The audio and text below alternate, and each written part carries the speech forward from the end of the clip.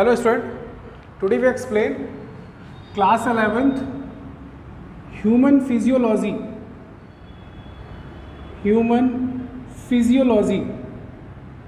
ठीक ना बेटा, class 11th biology human physiology आज स्टार्ट करेंगे। ह्यूमन फिजियोलॉजी में जो आपके चैप्टर्स हैं नियर अबाउट 7 to 8 चैप्टर्स हैं। इससे पहले प्लांट फिजियोलॉजी है, ठीक। 11th क्लास में टोटल 5 यूनिट्स है। ये आपकी लास्ट यूनिट है ह्यूमन फिजियोलॉजी, जिसमें आपको मैं पहले सबसे चैप्टर्स बता देता हूँ कौन कौन से चैप्टर्स हैं। पहला आपका डाइजेस्टिव सिस्टम। इस चैप्टर का नाम लिखा होगा डाइजेशन एंड एब्जॉर्प्शन।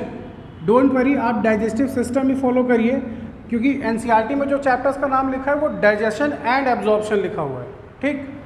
चलिए, digestive system, respiratory system,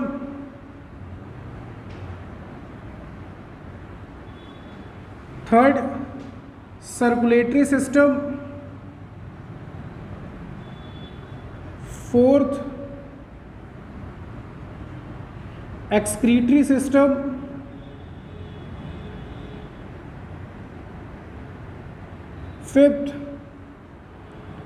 fifth number होगा नर्वस सिस्टम, 6 आपका होगा स्केलेटल सिस्टम, ठीक। एक और होता है बेटा मस्कुलर सिस्टम। ये आपकी बुक में इसी चैप्टर में इंक्लूड कर दिया गया है, डोंट वरी, इसको हम लोग इंक्लूडेड या सेपरेट करके पढ़ेंगे।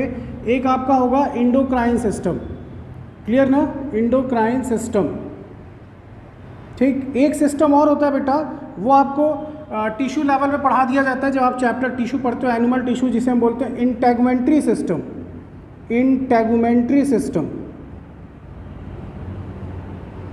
ठीक ना, इंटेगुमेंट्री सिस्टम। अब मेरी बात ध्यान समझना, यहाँ पे क्या है कि ह्यूमन फिजियोलॉजी में ये चैप्टर्स, इसके बाद होता है रिप्रोडक्टिव सिस्टम, बट वो क्लास 12th में फर्स्ट चैप्टर है, ठीक। डाइजेस्टिव सिस्टम, यहाँ पे हम डिस्कस करेंगे डाइजेशन से सारी चीज़ें रिलेटेड। डाइजेशन से कि हम फूड खाते हैं तो हमारी बॉडी में कहाँ डाइजेस्ट होता है, ठीक, प्रोटीन कहाँ डाइजेस्ट होता है, फैट कहाँ डाइजेस्ट, सारी चीज़ें डिस्कस करेंगे डाइजेस्टिव सिस्टम से रिलेटेड, जो भी पार्ट्स होंगे, स्टमक, इंटेस्टाइन, जो भी। रिस्पायरेटरी सिस्टम में ब्रीथिंग, हम सांस कैसे लेते हैं, उसमें लंग्स, ठीक, ट्रैकिया, ये सारे पार्ट्स इंक्लूड होंगे। सर्कुलेटरी सिस्टम आपका होता है हार्ट एंड ब्लड, इसमें 2 चीज़ आपको पढ़नी है, ठीक। फोर्थ है आपका एक्सक्रीटरी सिस्टम, जिसमें हम ये स्टडी करेंगे कि किडनी ब्लड को फिल्टर कैसे करती है, मतलब एक पर्टिकुलर ऑर्गन के बारे में डिस्क्रिप्शन पढ़ना है, दैट इज किडनी। फिफ्थ आपका है नर्वस सिस्टम। हमारा नर्वस सिस्टम बना होता है ब्रेन और स्पाइनल कॉर्ड से, तो हम ब्रेन से रिलेटेड चीज़ें, नर्व से रिलेटेड चीज़ें, न्यूरॉन्स, ये सारी चीज़ें फोकस करेंगे। स्केलेटल सिस्टम, बोन्स से रिलेटेड सारे पार्ट्स स्टडी करेंगे। मस्कुलर सिस्टम, मसल से रिलेटेड सारे पार्ट स्टडी करेंगे। क्लास 11th एनसीईआरटी में ये दोनों चैप्टर्स एक ही में इंक्लूड कर दिए गए हैं, मतलब मस्कुलर सिस्टम और स्केलेटल दोनों एक ही में पढ़ना होता है। इंडोक्राइन सिस्टम, जिसमें हम हार्मोन से चीज़ें रिलेटेड जो भी चीज़ होगी वो सारी स्टडी करेंगे। आपने क्लास 10th में पढ़ा था, एक चैप्टर था कंट्रोल कोऑर्डिनेशन, वहाँ पे आपने हार्मोन्स के नाम पढ़े थे, ठीक। तो वो इंडोक्राइन सिस्टम। इंटेगुमेंट्री सिस्टम में हम स्किन से रिलेटेड सारी चीज़ें पढ़ते हैं, ठीक। तो ये बेटा ह्यूमन फिजियोलॉजी से रिलेटेड कुछ कह सकते हो चैप्टर्स हैं जो हमें 1 by 1 स्टडी करने हैं। तो आज के लिए जो पहला चैप्टर है वो हम स्टार्ट करेंगे डाइजेस्टिव सिस्टम से, और कंप्लीट इसका एक प्रॉपर फुल एक्सप्लेनेशन के साथ अप टू नीट लेवल पे सारी चीज़ें कवर करेंगे। ऑब्जेक्टिव क्वेश्चंस बोर्ड लेवल पे भी इस चैप्टर को फुल्ली कवर करेंगे, कैसे क्वेश्चंस आते हैं, ठीक। तो सारी चीज़ें 1 by 1 स्टार्ट करते हैं। हमें ये 9 चैप्टर्स, 9 नहीं, स्पेशली इंटेगुमेंट्री सिस्टम 11th में, ह्यूमन फिजियोलॉजी में नहीं है, ठीक। इसको अलग से टिश्यू लेवल पे पढ़ना होता है। जब हम एनिमल टिश्यू पढ़ते हैं वहाँ पे स्किन से रिलेटेड टिश्यूज़ जो होते हैं वो सारी चीज़ें डिस्कस करते हैं, ठीक। और कुछ और भी चैप्टर्स हैं, यूनिट है, जहाँ पर हम इसका जो रिमेनिंग पार्ट होता है वहाँ डिस्कस करते हैं। तो हमारे पास जो ह्यूमन फिजियोलॉजी में बेटा वो टोटली 8 चैप्टर्स हैं, 8 में ये दोनों इंक्लूडेड हैं, ठीक। हमें एक साथ पढ़ने हैं, बट यहाँ सेपरेट करके ही हम पढ़ेंगे, ठीक। तो चलिए स्टार्ट करते हैं आपका ह्यूमन फिजियोलॉजी का first chapter, that is digestive system. Clear यहाँ तक? ठीक, चलो देखते हैं डाइजेस्टिव सिस्टम।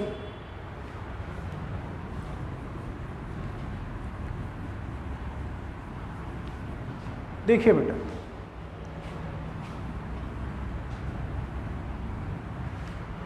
डाइजेस्टिव सिस्टम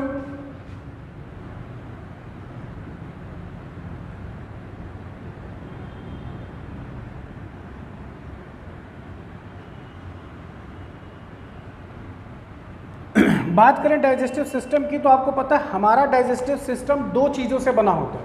ठीक, एक होता है एलिमेंट्री कैनाल, एक होता है एसोसिएटेड ग्लैंड या फिर डाइजेस्टिव ग्लैंड। ठीक, human digestive system is made up of mainly two components, that is alimentary canal and associated gland, otherwise उसको दूसरे नाम से कहते हैं डाइजेस्टिव ग्लैंड, या फिर एक पर्टिकुलर स्पेसिफिक नाम होता है GIT, गैस्ट्रोइंटेस्टाइनल ट्रैक्ट। ठीक, तो एलिमेंट्री कैनाल आपने लाइफ प्रोसेस क्लास 10th में चैप्टर फर्स्ट था बायोलॉजी का, लाइफ प्रोसेस, वहाँ पे आपने स्टडी किया था न्यूट्रिशन, पहला जो टॉपिक था न्यूट्रिशन, वहाँ आपने ये चीज़ डिस्कस की होगी। ठीक, तो उसको एक बेस लेवल पे आपने पढ़ा, यहाँ आपको पूरा फुल एक्सप्लेनेशन के साथ जानना है इसको। ठीक, चलिए, ह्यूमन डाइजेस्टिव सिस्टम बेटा दो चीज़ों से मिलके बना होता है। ठीक, दो चीज़ों से मिलके बना होता है। एक होता है आपका एलिमेंट्री कैनाल, और दूसरा होता है आपका GIT, gastrointestinal tract, gastrointestinal tract. ठीक ना, इसे शॉर्ट फॉर्म में हम क्या बोलते हैं बेटा, GIT, और इसी को हम दूसरे नाम से डाइजेस्टिव ग्लैंड भी बोलते हैं, डाइजेस्टिव ग्लैंड। तो हमारा डाइजेस्टिव सिस्टम इन दो चीज़ों से मिलकर बना होता है, that is alimentary canal and gastrointestinal tract. Clear है यहाँ तक? अब एलिमेंट्री कैनाल में कहाँ से कहाँ तक का पार्ट आता है, तो complete from mouth to anus, complete from mouth to anus, मतलब माउथ से लेके एनस तक का जो पार्ट होगा वो किसका होगा, एलिमेंट्री कैनाल का। ठीक, अब एलिमेंट्री कैनाल में कौन कौन से पार्ट आएंगे, माउथ पहला पार्ट होगा। ठीक, अब ध्यान रखना माउथ सबसे स्टार्टिंग पार्ट होता है, कोई भी चीज़ खाओगे तो माउथ सबसे पहले माउथ में ही रखना होगा। इसमें जो पार्ट आते हैं बेटा, वो पार्ट कौन कौन से पार्ट माउथ में इंक्लूड होते हैं, तो देखो, एक होता है बक्कल कैविटी, दूसरा होता है टीथ, माउथ में ही प्रेजेंट होता है टंग। क्लियर ना सबको? तो टीथ, टंग और बक्कल कैविटी, ये तीनों पार्ट्स किस में इंक्लूड है बेटा, माउथ के अंदर। ठीक ना, माउथ के बाद हमको पढ़ना होता है ईसोफेगस, ध्यान रखिएगा ओ साइलेंट है, ईसोफेगस मीन्स क्या होता है, फूड पाइप। क्या होता है बेटा, फूड पाइप। ठीक ना, थर्ड पार्ट होता है स्टमक, फोर्थ पार्ट होता है इंटेस्टाइन, और फिफ्थ पार्ट होता है आपका एनस। क्लियर है सबको? ये 5 पार्ट्स होते हैं एलिमेंट्री कैनाल के। हमने माउथ में आपको बताया कि कौन कौन से पार्ट होते हैं, ये चीज़। ठीक, ईसोफेगस जिसे हम फूड पाइप बोलते हैं, जो आपकी आहार नाल होती है जहाँ से फूड पास आउट होता है, मतलब माउथ से ईसोफेगस से सीधा ओपन होता है स्टमक में। स्टमक, फोर्थ इंटेस्टाइन में आपको 2 इंटेस्टाइन मिलेगी, स्मॉल इंटेस्टाइन और लार्ज इंटेस्टाइन। एनस सबसे लास्ट पार्ट होता है, ठीक, जहाँ से अनडाइजेस्टेड फूड बॉडी से बाहर पास आउट होता है, या फिर वेस्ट मटेरियल, या फिर उसे स्टूल भी कहते हैं। क्लियर है सबको यहाँ तक? ये था हमारा एलिमेंट्री कैनाल का पार्ट। अगर हम बात करें डाइजेस्टिव ग्लैंड की, तो हमारे पास डाइजेस्टिव ग्लैंड में कौन कौन सी होती ग्लैंड, 3 ग्लैंड होती है स्पेशली बेटा। पहली जो होती है उसका नाम है लीवर, दूसरी होती है पैंक्रियाज, और तीसरी होती है बेटा सैलिवरी ग्लैंड। ठीक ना बेटा? तो हमारे पास डाइजेस्टिव ग्लैंड जो होती है हमारी बॉडी यानी ह्यूमन बॉडी में, वो है लीवर, सेकंड है पैंक्रियाज, थर्ड है सैलिवरी ग्लैंड। क्लियर है यहाँ तक? चलिए आगे देखते हैं। अब हमें कुछ इसका बेसिक पहले इंफॉर्मेशन ले लिया जाए, फिर हम 1 बाय 1 एलिमेंट्री कैनाल से स्टार्ट करेंगे। सारे parts one by one study करेंगे, उसमें कौन कौन से पार्ट हैं, उनके कौन कौन से फंक्शंस हैं, क्या प्रॉपर्टीज़ हैं, सारी चीज़ें वन बाय वन डिस्कस करेंगे, ठीक। बट पहले इसका कुछ बेसिक जान लेते हैं, जो बेसिक हमें समझना है, ठीक। चलिए देखते हैं, इसको आप स्क्रीनशॉट ले लीजिएगा।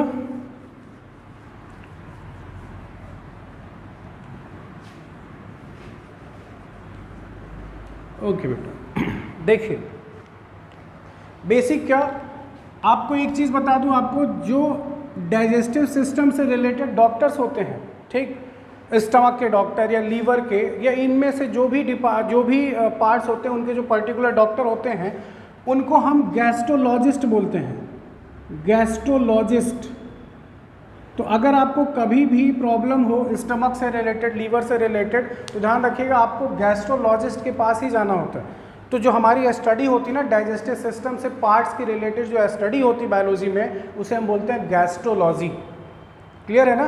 तो जो जिस पार्ट की स्टडी करते हैं, इस चैप्टर से रिलेटेड जो भी पार्ट्स होंगे डाइजेस्टिव सिस्टम में, वो सारे जो होंगे, वो जो डॉक्टर होता है इन चीज मतलब डाइजेस्टिव सिस्टम का जो भी रिलेटेड पार्ट्स हैं, उसे हम बोलते हैं गैस्ट्रोलॉजिस्ट, ठीक। दूसरी चीज़, ह्यूमन बॉडी में जो कंप्लीट डाइजेशन होता है ना, कुछ मैं बेसिक चीज़ बता रहा हूँ बेटा आपको। कंप्लीट डाइजेशन कहाँ हो जाता है? कंप्लीट डाइजेशन आपका हो जाता है कंप्लीट डाइजेशन स्पेशली जो होता है, देखो डाइजेशन स्टार्ट हो जाता है माउथ से ही। अगर ह्यूमन बॉडी में हम देखें तो हमारी बॉडी में डाइजेशन माउथ से ही स्टार्ट हो जाता है, स्पेशली किसका? स्टार्च का, क्योंकि हमारे सलाइवा में एक एंजाइम होती है जिसका नाम होता है सैलिवरी एमाइलेज, या फिर दूसरा नाम होता है टाइलिन। ये एंजाइम क्या करती है? स्टार्च को कन्वर्ट कर देती है शुगर में, ठीक, स्टार्च को ग्लूकोज में कन्वर्ट कर देती है, लेकिन कुछ परसेंट, बाकी परसेंट वो आगे जाके चेंज होगा, कन्वर्ट होगा। तो इतना ध्यान रखिएगा, डाइजेशन प्रोसेस स्टार्ट कहाँ से होती है? माउथ से, ठीक। वो भी किसका डाइजेशन स्टार्ट होता है? स्पेशली स्टार्च का। कौन सी एंजाइम होती है? सैलिवरी एमाइलेज, या फिर उसका दूसरा नाम क्या होता है? टाइलिन। क्लियर है सबको? चलिए, तो कंप्लीट डाइजेशन जो होता है बेटा वो कहाँ होता है? Duodenum, duodenum and jejunum. Jejunum ध्यान रखिएगा, जो मेन है वो जेजुनम है। अगर आपसे एक ऑप्शन पूछा जाए तो आप जेजुनम पे ही टिक करोगे। हमारी बॉडी में कंप्लीट डाइजेशन स्मॉल इंटेस्टाइन में होता है। आपसे पूछा जाए स्मॉल इंटेस्टाइन में कहाँ होता है, तो जेजुनम में होता है, ठीक। यहाँ पे कंप्लीट डाइजेशन हो जाता है। अगर हम डाइजेस्टिव एरिया की बात करें, digestive area,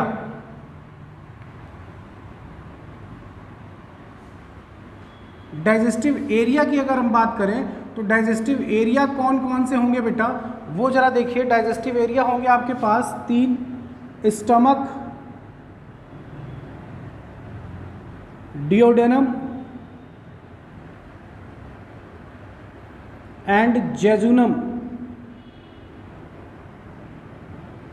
and third one होगा आपका इलियम। यहां पर भी कुछ पार्ट, ठीक ना बेटा। तो आपको पता है ड्यूडेनम, जेजुनम और इलियम, ये तीनों पार्ट किसके हैं? स्मॉल इंटेस्टाइन के। आई बात समझ में? तो ये कुछ बेसिक चीज़ें, पहले इसको समझ लेते हैं, फिर हम चैप्टर को स्टार्ट करते हैं। क्लियर? चलिए आगे देखते हैं next point.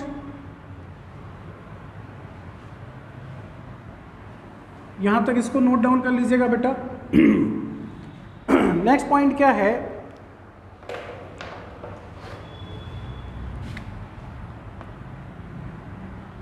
All digestive enzyme, all digestive enzyme are hydrolytic enzyme. So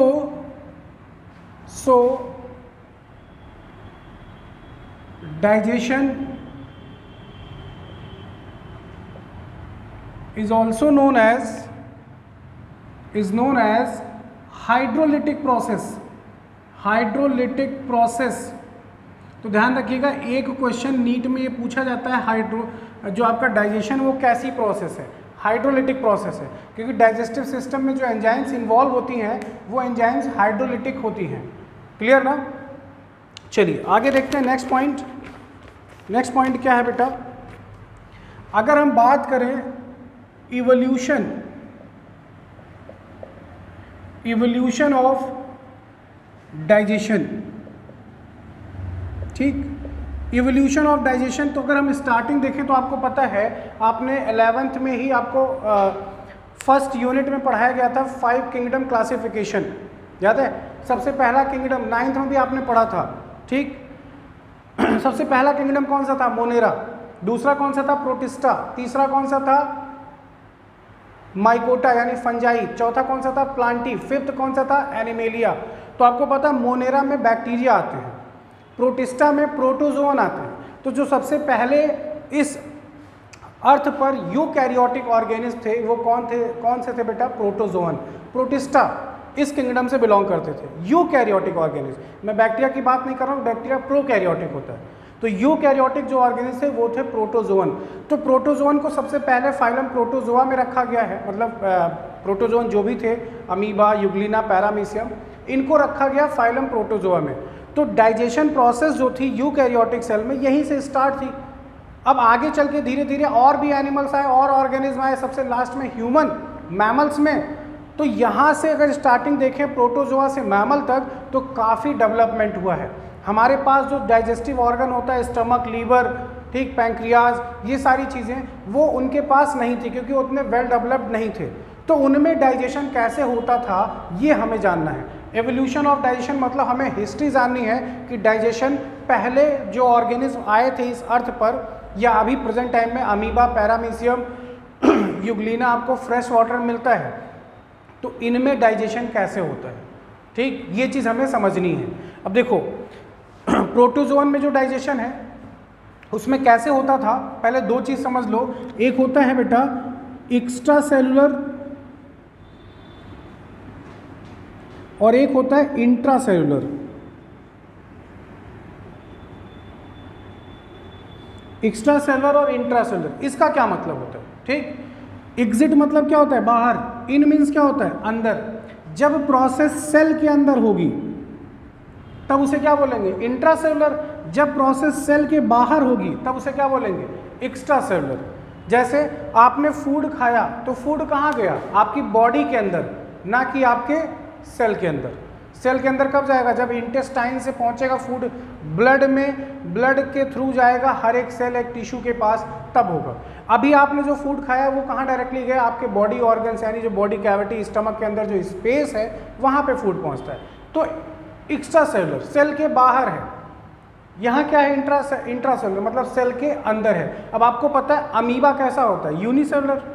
amoeba एक सेल का बना होता है, केवल एक ही सेल होती है। सोचो जब वो फूड खाएगा तो फूड कहाँ जाएगा? सेल के अंदर कि सेल के बाहर? अंदर ही तो जाएगा भाई। ये अमीबा है, इसको फूड खाना है, तो जो स्पेस दिख रहा है वो कहाँ है? सेल के अंदर है ना, बाहर तो है नहीं। तो क्या फूड यहाँ रखा होगा तो ये खा पाएगा? नहीं, इसको कहाँ करना होगा? इसके अंदर। इसका मतलब इसमें जो डाइजेशन प्रोसेस थी वो कैसी थी? Intra cellular. तो समझ में आया कि नहीं आया? ये प्रोसेस कैसी थी? इंट्रा सेलुलर, क्योंकि वो सेल के अंदर प्रोसेस परफॉर्म होती थी। हमारी बॉडी में क्या होता है? स्टमक, ये स्टमक। तो फूड आपका कहाँ होता है? स्टमक के अंदर ना। स्टमक की जो लेयर होगी यहाँ पे सेल्स होंगी बेटा, यहाँ पे तो कोई सेल नहीं ना इस स्पेस में। आपने फूड कहाँ रखा? अपनी टंग पे, तो क्या वहाँ कोई सेल है? ठीक ना। तो एक्स्ट्रा सेलुलर और इंट्रा सेलुलर में ये डिफरेंस होता है। अब देखो आपकी स्क्रीन पे स्टेटमेंट दिख रहा है, मैं यहाँ रिटन फॉर्म में नहीं लिख रहा हूँ, आपको एक्सप्लेन कर रहा हूँ, अच्छे से समझिएगा। लिखा हुआ है, ध्यान सुनना।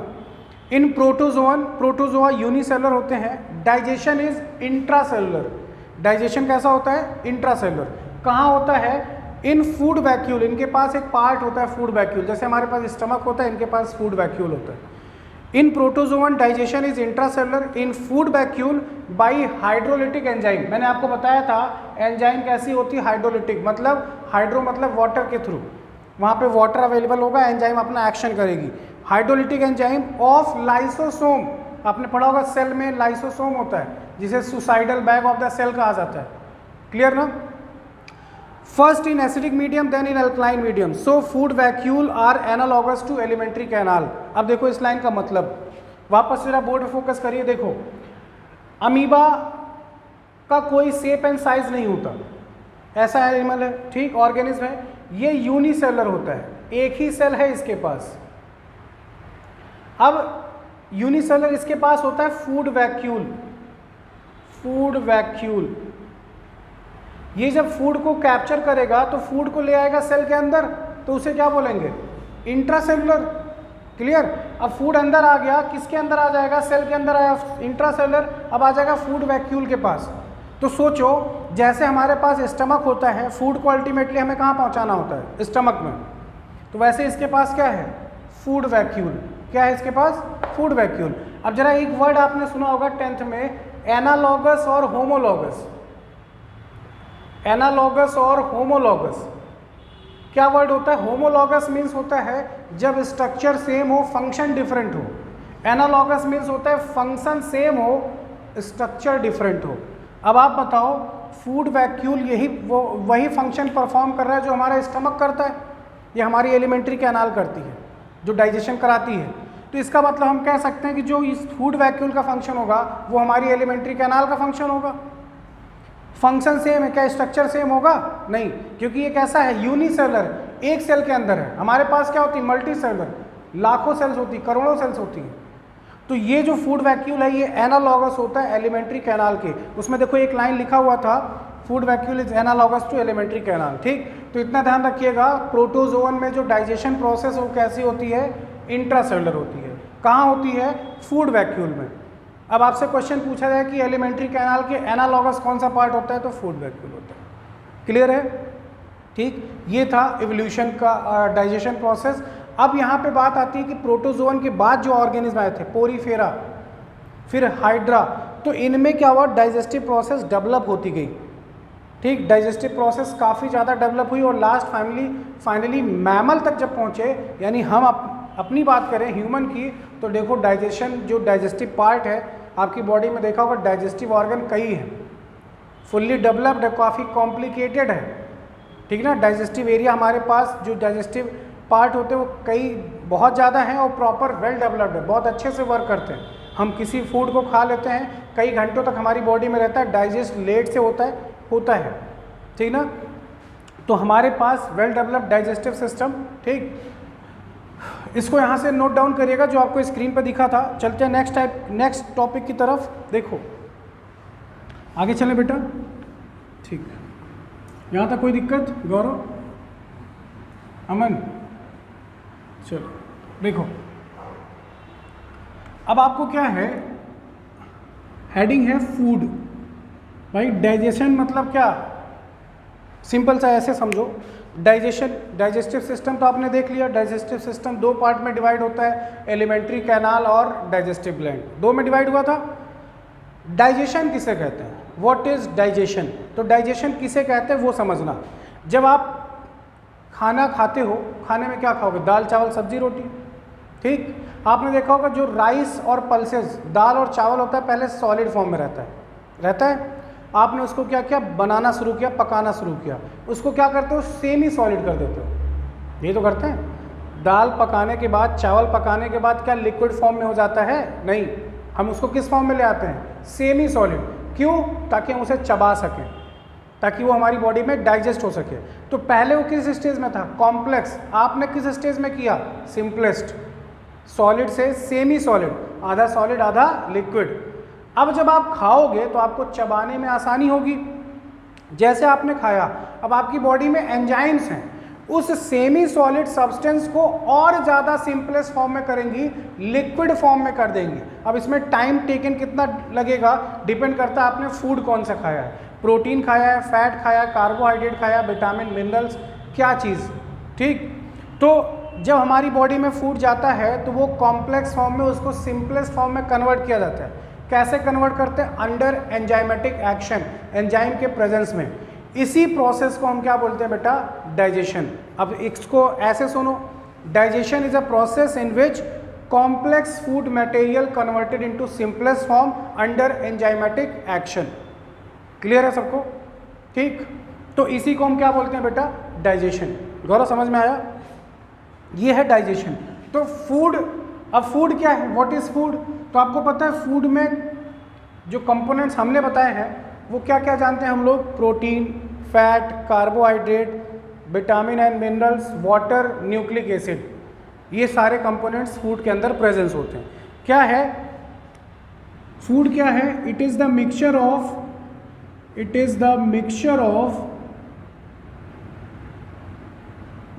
Of protein, fat, carbohydrate,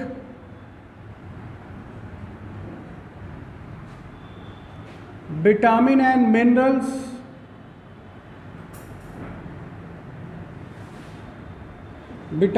minerals, fifth nucleic acid,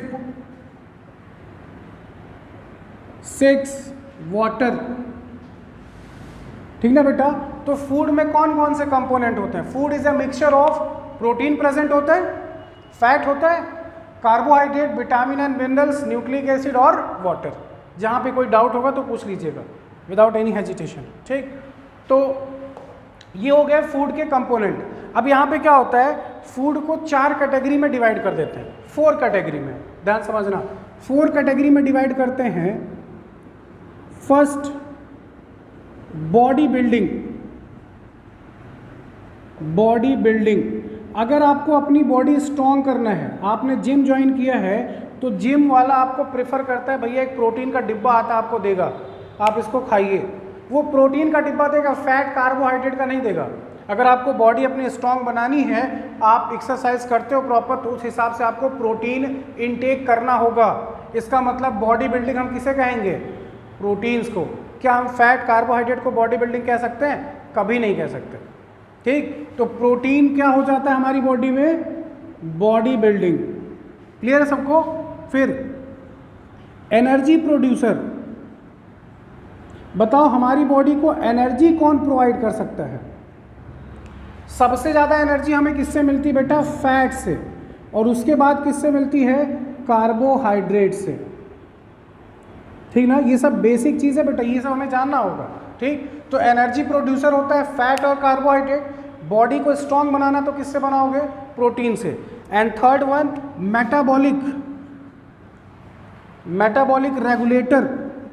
आपको किसी डिजीज से बचाना, मेटाबॉलिक रेगुलेटर हमारी मेटाबॉलिक एक्टिविटीज़ को रेगुलेट करना, वो काम होता है विटामिन और मिनरल्स का, विटामिन एंड मिनरल्स।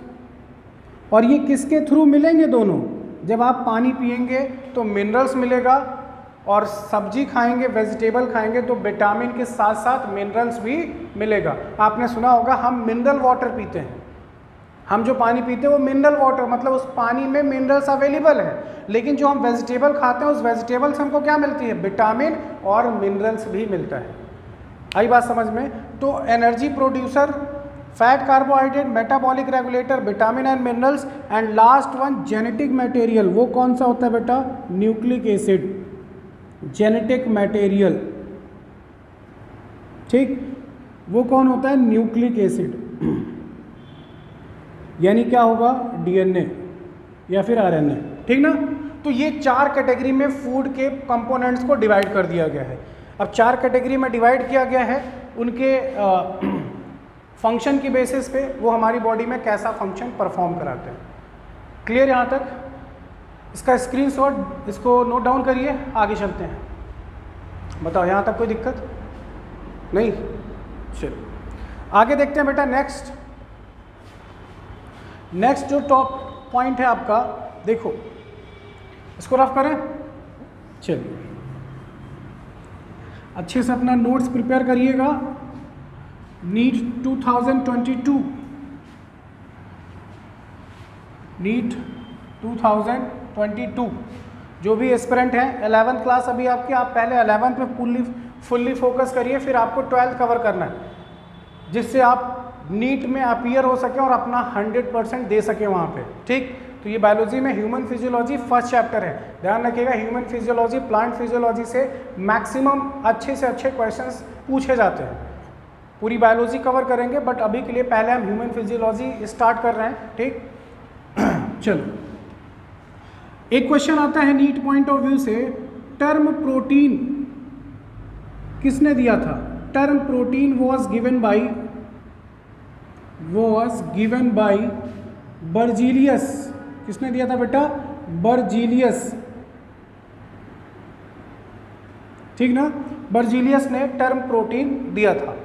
अब देखो, आप अगर प्रीवियस का लोअर क्लास में आपने हेडिंग पढ़ी होगी बैलेंस डाइट। एक प्रॉपर अमाउंट में फूड की रिक्वायरमेंट होती है। आपने देखा होगा जिस थाली में हम खाना खाते हैं उस थाली में 5 कॉलम बने होते हैं, 4 या 5 कॉलम बने होते हैं। वो कॉलम का मतलब क्या होता है? एक कॉलम बड़ा सा होता है, उसमें चावल और रोटी रखी जाती है। फिर एक 3 कॉलम और बचते हैं। उन 3 कॉलम में क्या रखते हैं? एक में सब्जी, एक में दाल, एक में सैलेड। ये तो रखा जाता है, दाल, चावल, सब्जी, रोटी और सैलेड। पर्पस क्या है? जब आप रोटी खाओगे तो आपको क्या मिलेगा? कार्बोहाइड्रेट। जब आप चावल खाओगे तो क्या मिलेगा? फैट। वेजिटेबल सब्जी खाओगे तो आपको क्या मिलेगा? Vitamin and minerals. सैलेड खाओगे तो क्या मिलेगा? विटामिन एंड मिनरल्स, ठीक। और दाल खाओगे तो क्या मिलेगा? प्रोटीन। इसीलिए थाली में सारे कॉलम बने होते हैं कि थोड़ा थोड़ा आपको सब खाना है। इससे इवन होगा क्या कि हमारी बॉडी में किसी भी चीज़ की कमी ना होने पाए, ना तो प्रोटीन्स की, ना फैट की, ना कार्बोहाइड्रेट, ना फिर विटामिन एंड मिनरल्स की। कुछ बच्चे होते हैं, कुछ लोग होते हैं पर्टिकुलर एक चीज़ पे डिपेंड होते हैं, हमें दाल रोटी खाना है, तो उससे क्या होगा? प्रोटीन कार्बोहाइड्रेट मिलेगा, आपको फैट नहीं मिल पाएगा। विटामिन मिनरल्स कम से कम मिलेंगे। तो आपको एक टाइम कम से कम वेजिटेबल्स खानी ही खानी है, ग्रीन वेजिटेबल, हरी सब्जियां, जिससे आपको विटामिन प्रॉपर अमाउंट आपकी बॉडी में कमी नहीं होनी चाहिए। जैसे इस टाइम अभी देखा होगा आप लोगों ने कोरोना के केस में इतना ज़्यादा प्रॉब्लम्स हुई सबको, डॉक्टर ने सबने सजेस्ट क्या किया? विटामिन सी और जिंक की कमी नहीं होनी चाहिए। बॉडी में विटामिन सी और जिंक की कमी नहीं होनी चाहिए। जिंक किस में आ जाएगा? मिनरल्स में, और विटामिन सी ऑलरेडी विटामिन। तो ये दोनों कहाँ से मिलते हैं आपको? ग्रीन वेजिटेबल से, ठीक ना। तो इस कोरोना काल में भी देखा गया कि ये 2 कंपोनेंट बहुत ज़्यादा इंपॉर्टेंट हमारी बॉडी के लिए, विटामिन सी और जिंक। ये हमारे इम्यून सिस्टम को मतलब कह सकते हो इनिशिएट करते हैं, बढ़ावा देते हैं, ठीक, हमारी इम्यूनिटी को वीक नहीं होने देते। तो इन दोनों कंपोनेंट की कमी नहीं होनी चाहिए। क्लियर ना। अब बैलेंस डाइट देखो, बैलेंस डाइट डेफिनेशन में नहीं लिख रहा हूँ, आपको पता है डेफिनेशन कि एक प्रॉपर अमाउंट में हमें फूड चाहिए होता है, डेली रिक्वायरमेंट ऑफ फूड। तो उस फूड से हमें क्या मिलेगी? एनर्जी। तो एनर्जी के लिए अगर हमें बॉडी स्ट्रॉन्ग करनी तो प्रोटीन भी चाहिए, वर्क करना है तो फैट कार्बोहाइड्रेट भी चाहिए। क्लियर है? चलिए, तो बैलेंस डाइट में आपको ये बताना है कि अगर हम 1 ग्राम प्रोटीन खाएंगे, 1 ग्राम प्रोटीन, तो बताओ उससे हमें कितनी एनर्जी मिलेगी? अगर हम 1 ग्राम फैट खाएंगे तो उससे कितनी एनर्जी मिलेगी? और 1 ग्राम अगर हम कार्बोहाइड्रेट खाते हैं बेटा तो हमें कितनी एनर्जी मिलती है, ठीक ना। यहाँ तो ये पता चलेगा कि 1 ग्राम से कितनी मिलती है। फिर हमें ये जानना होगा कि हमें एक दिन में कितना प्रोटीन खाना चाहिए, कितना फैट खाना चाहिए, कितना कार्बोहाइड्रेट खाना चाहिए।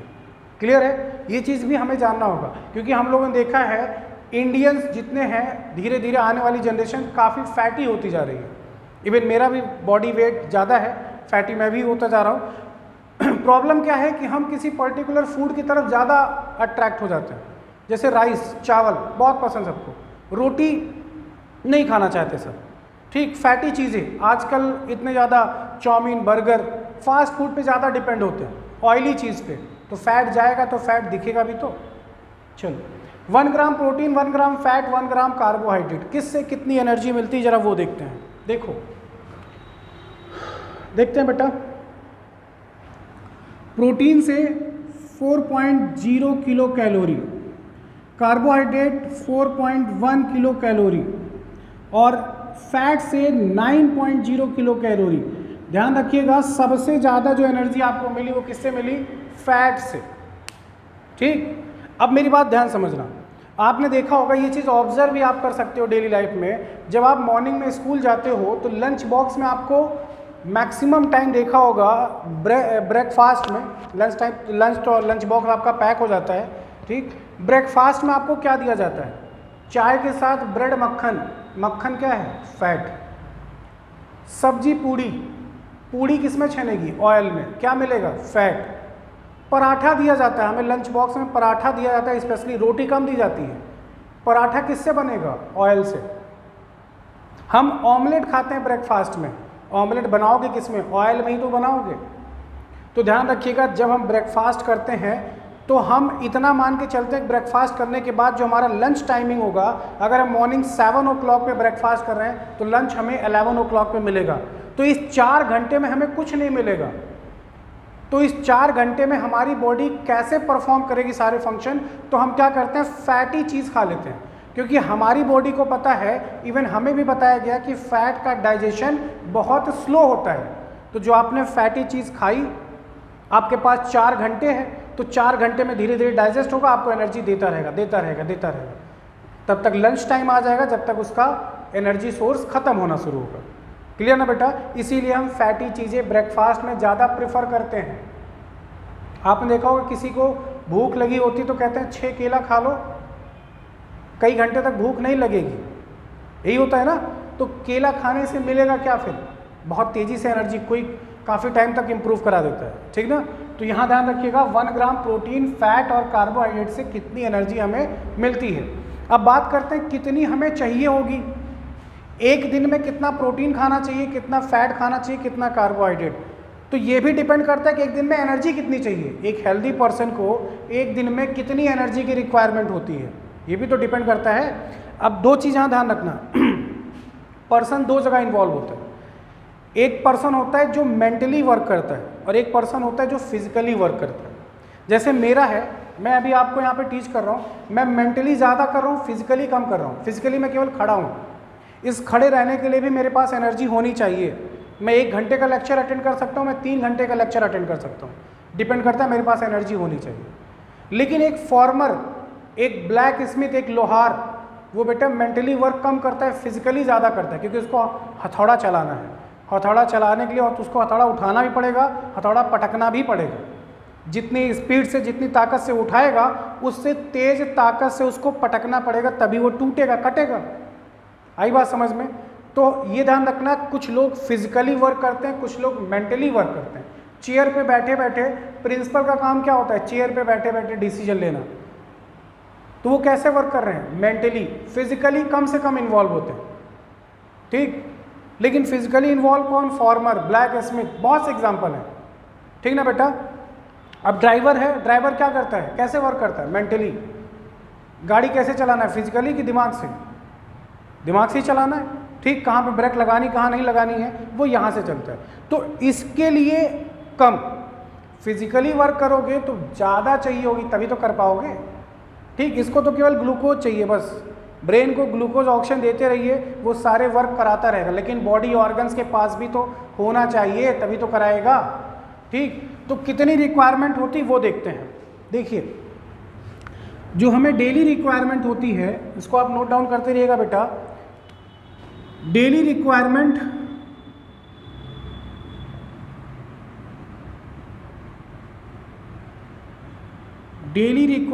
Of food component, not food, हम फूड की बात नहीं कर रहे हैं, फूड कंपोनेंट की बात कर रहे हैं। कितने फूड कंपोनेंट की रिक्वायरमेंट होती है? तो आप ध्यान रखना, 3 चीज़ें स्पेशली हमें 65 to 75 gram of protein per day चाहिए होती है, ठीक। Per day 60 to 65 gram fat, gram protein, gram fat, and last 400 to 500 gram carbohydrate. आई बात समझ में? सबसे ज़्यादा हमको क्या चाहिए होता है? कार्बोहाइड्रेट। कम कौन सा चाहिए? फैट, बीच में प्रोटीन। क्लियर है सबको? तो ये हमें रिक्वायरमेंट है, डेली रिक्वायरमेंट है। अब ध्यान रखना, इसी चीज़ में आप क्या करोगे, 300 ग्राम फ्रूट एंड वेजिटेबल,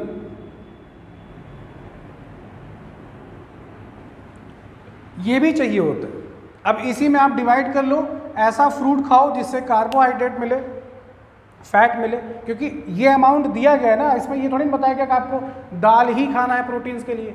आप कोई ऐसी फ्रूट्स खाइए जिसमें प्रोटीन भी मिलती हो, या कोई ऐसा फ्रूट्स खाइए जिससे फैट मिलता हो, या ऐसे खाइए जो कार्बोहाइड्रेट मिलता हो, विटामिन मिनरल मिलते हो। तो ये हमें एक दिन में एक हेल्दी पर्सन की ये पर्टिकुलर डाइट है। अगर आपको एक सफिशिएंट अमाउंट में वर्क करना है, बहुत ज़्यादा वर्क करना है, कुछ लेबर मजदूर होते हैं 8-8 घंटे वर्क करते हैं, ठीक, उनके लिए बेटा ज़्यादा रिक्वायरमेंट होती है, उनका देखा हुआ उनकी डाइट भी ज़्यादा होती है, ठीक, और बॉडी भी सॉलिड होती है, तो इससे थोड़ा ज़्यादा रिक्वायरमेंट होगी। तो एक हेल्दी पर्सन की जो डेली रिक्वायरमेंट है ना बेटा फूड की, या फूड कंपोनेंट है, अब मैं बात कर रहा हूँ फूड की, वो लगभग 2200 से 2800, ठीक, या फिर इसको डायरेक्टली हम 3000 किलो कैलोरी की बात करते हैं, ठीक, किलो कैलोरी।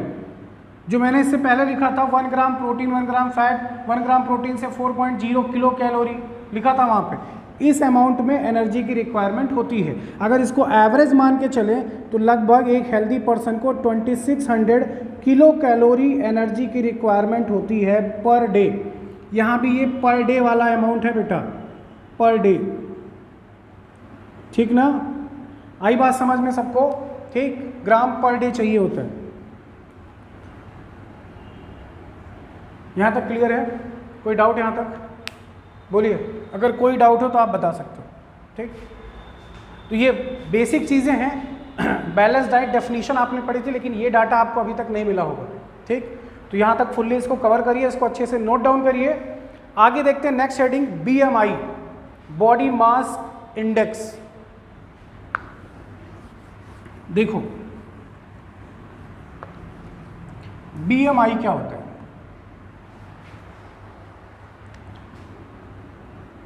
BMI इसे बोलते हैं बॉडी मास इंडेक्स, ठीक ना बेटा, BMI। तो BMI का एक फॉर्मूला होता है, क्या चीज़ है बता रहा हूँ अभी आपको। BMI इज इक्वल टू होता है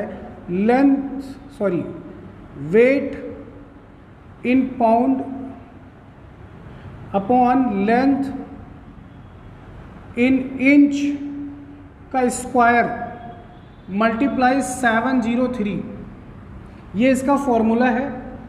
अगर आपकी BMI 18.4 या फिर 5 मान लो इसको, टू 24.9, तो ध्यान रखिएगा आपका जो हेल्थ है वो नॉर्मल है। लेकिन अगर अबव 25, मोर देन 25,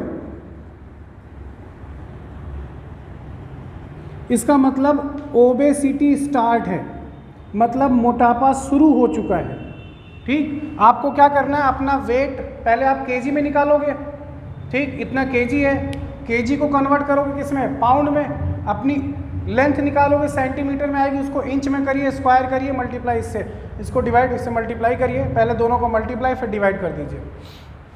अगर मोर देन 25 तो ओबेसिटी स्टार्ट है, ठीक। अबव 30